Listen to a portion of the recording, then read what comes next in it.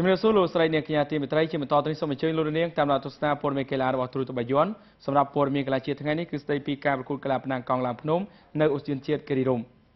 ព្រឹត្តិការណ៍កីឡាប្រណាំងកង់ឡើងភ្នំលើកទី5ត្រូវបានធ្វើឡើងនៅឧទ្យានជាតិគិរីរម្យខេត្តកំពង់ស្ពឺនៅថ្ងៃទី20ខែធ្នូកន្លងទៅនេះដោយក្រុមហ៊ុនកុម្មុនខ្មែរលោកកែម៉ូលីគណៈកម្មការរៀបចំការប្រកួតបានដឹងថាឆ្នាំនេះមានកីឡាករកីឡាការិនីចូលរួមប្រកួតចំនួន117នាក់មកពីកម្ពុជាញូហ្សេឡង់បារាំងអាមេរិកអូស្ត្រាលីថៃឥណ្ឌូនេស៊ីកាណាដាអ៊ុយក្រែននិងប្រទេសបែលហ្សិកហើយត្រូវបានបែងចែកជា3កម្រិតគឺកម្រិត A កម្រិត B និងកម្រិត C តាមជំនាញនិងវ័យកីឡាករកម្រិត A គឺជាការប្រកួតលើផ្លូវឆ្លងកាត់ឧបសគ្គចម្ងាយ31គីឡូម៉ែត្រកន្លះប្រភេទ B ប្រកួតលើស្ថានភាពផ្លូវដូចគ្នាតែចម្ងាយ21គីឡូម៉ែត្រដោយឡែកសម្រាប់ប្រភេទ C គឺមានសភាពស្រួលជាងប្រភេទ A និង B លើចម្ងាយផ្លូវ15គីឡូម៉ែត្រឯកឧត្តមអ៊ូសុនវ៉ាន់រដ្ឋលេខាធិការក្រសួងបរិស្ថានបានអរគុណដល់ក្រុមហ៊ុនកុម្មុនខ្មែរដែលរៀបចំព្រឹត្តិការណ៍ប្រណាំងកង់នេះឡើងក្នុងឧទ្យានជាតិគិរីរម្យដែលជារមណីយដ្ឋានទេសចរណ៍ដ៏ល្អនេះគឺជាការជំរុញវិស័យទេសចរណ៍ឲ្យកាន់តែរីកចម្រើន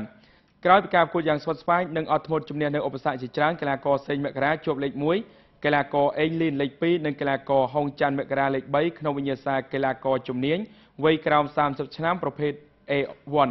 ឯប្រភេទ A2 ជ័យជំនះលេខ1បានទៅកីឡាករអ៊ីលេងចំណែកកីឡាករវងសុភ័ក្រលេខ1ក្នុងប្រភេទ B1 រីឯកីឡាករសុកចន្ទ្រា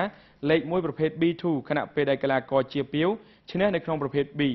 ចំណែកកីឡាករវងសុភ័ក្រលេខ1ប្រភេទ B1 ឯកីឡាករសុកចន្ទ្រាលេខ1នៅក្នុងប្រភេទ B2